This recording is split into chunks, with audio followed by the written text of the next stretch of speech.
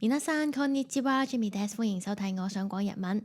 今次咧係初級日語嘅片啦，內容包括有用形容詞嚟形容人啦或者事物嘅特徵。另外我哋都會學擅長唔擅長，上手下手。咁我哋而家就開始啦。句式就係名詞は名詞が形容詞です。第一個名詞係放主題，即係個 subject 啦，多數咧都係講緊個人啦、事物啦、地方啦，就係主題啦。第二個名詞咧，我哋就會放焦點，咁而最尾個形容詞咧就可以放好多唔同類型愛嚟描述嘅形容詞都得嘅。咁我哋一齊睇下例子先。我屋企隻貓嘅眼好靚，點樣講呢？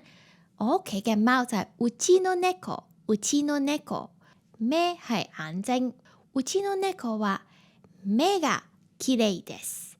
目が綺麗です。綾瀬さん頭髮好長好靚，頭髮係髪，長係長い。綾瀬さんは髪が長いです。綾瀬さんは髪が長いです。佢嘅頭髮好長，或者佢嘅頭髮好靚。綾瀬さんは髪が綺麗です。綾瀬さんは髪が綺麗です。另一句咧，我哋可以講下新垣結衣嘅頭髮好短啊，近年佢都係 keep 翻個短頭髮。咁短咧係點樣講呢？短い，短い。新垣小姐就係新垣さん，新垣さん。新垣さんは髪が短いです。綾垣さんは髪が短いです。我哋再睇其他嘅例子啊，例如我想講佐藤先生好高，好高咧，日文裏面咧係講佢嘅背脊好高嘅。背が高い，背が高い。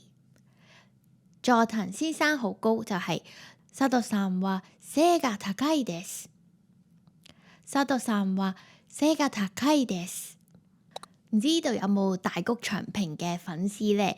大谷先生就係大谷さん，大谷さん。我哋想講佢嘅力氣好大啊！力が強いです。力が強いです。大谷さんは力が強いです。咁頭先我哋就講咗好多都係人嘅特徵啦，或者動物嘅特徵啦。依家咧我哋就可以講下描述地方事物，例如日本嘅神社好多啊，周圍都有神社嘅，無論去到邊一個縣啦，或者邊一個市咧，多い係多。呢度留意翻呢，多い呢個字係要長音嘅。神社就係神社啦，神社。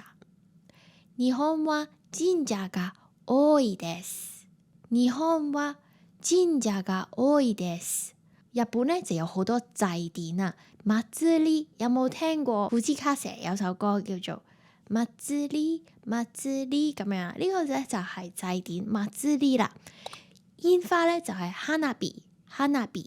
希望有一日咧都可以有機會去日本去睇下佢哋嘅花火大會。咁呢度講翻啦，哇！祭典嘅煙花好靚喎。祭りは花火が綺麗です。祭りは花火が綺麗です。下一句咧，我哋講下溫泉啦。日本嘅溫泉onsen應該大家都好中意。去到啲硫磺嘅溫泉嘅時候，會好大陣味喎。哇！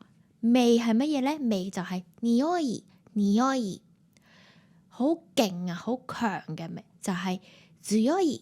頭先其實都有講過，大力嘅時候都係用強い啦。而呢度味道好勁咧，都可以講強い嘅，好強烈。呢一個溫泉嘅味道好強烈啊！咁成句句子就係この温泉は匂いが強いです。この温泉は匂いが強いです。好，下一句啦。東京嘅物價好高，咁東京係喺日本裏邊嘅首都啦，所以相對嚟講咧，佢嘅物價咧都會係全國裏面咧偏高嘅。咁我哋可以學下物價，物價係物價，物價。東京は物價が高いです。東京は物価が高いです。下一部分我哋就講下擅長同埋唔擅長啦。擅長就係上手，上手，留意翻個上係有個長音嘅。咁如果對發音有興趣嘅話，可以睇翻我之前嘅片嘅。上手就係擅長啦，上手。而唔擅長呢，佢嘅漢字係相應翻，叫做下手。下手，下手。上手同埋下手，上手同下手咧，通常都係講擅長一啲技巧啊、運動啊，或者係音樂上啊嘅嘢嘅。跟住我哋落嚟咧，就讀一啲詞語先。棒球咧就係野球，野球，留意個 Q 係長音嘅。桌球，卓球，卓球。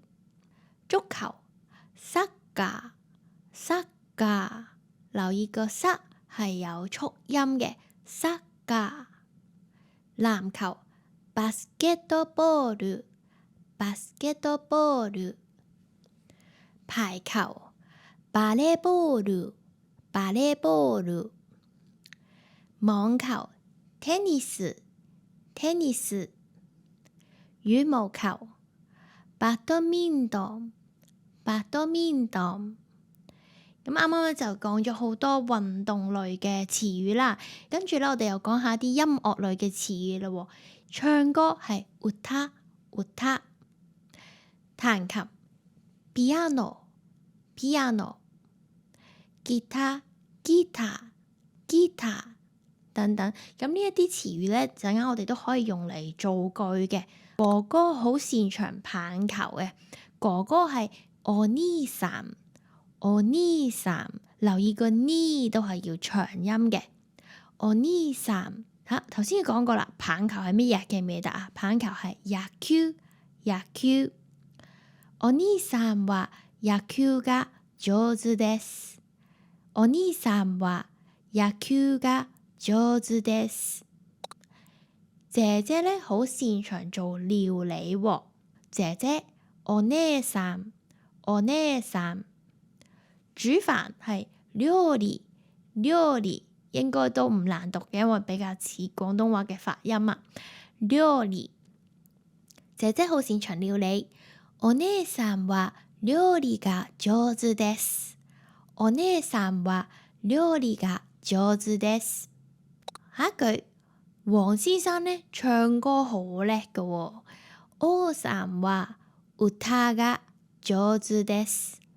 王さんは歌が上手です。李先生嘅日文好叻喎，咁點樣講呢？李さんは日本語が上手です。李さんは日本語が上手です。大家都明白嗎？咁跟住我哋咧就去埋唔擅長啦。唔擅長就係下手，下手。男仔嘅佢唔係好叻彈琴，男仔嘅佢就係彼。彼はピアノが下手です。彼はピアノが下手です。下一句啦，我咧就唔係好識踢足球嘅。私はサッカーが下手です。私はサッカーが下手です。另外咧，我亦都唔係好叻煮飯嘅喎。煮飯頭先講過啦，係料理。OK， 成句就會係私は料理が下手です。私は料理が下手です。最後咧，我哋嚟到練習嘅部分啦。咁大家可唔可以喺頭先呢一堆詞語裏邊揾一啲你好擅長嘅運動呢？然後咧，我哋試下造句啦。私はが上手です。私はが上手です。跟住我哋再講下自己唔擅長嘅嘢啦。喺呢堆運動裏面有邊樣嘢你係唔擅長嘅呢？我哋又試下講咯。私はが下手です。私はが下手です。希望咧今條片咧教到大家描述一啲特徵啦，以及講自己擅長啦、唔擅長啲乜嘢都可以靈活咁樣運用到啊！咁啊，如果中意呢個 channel，記得 subscribe 同埋 super fans。咁我哋下次再見啦，またね。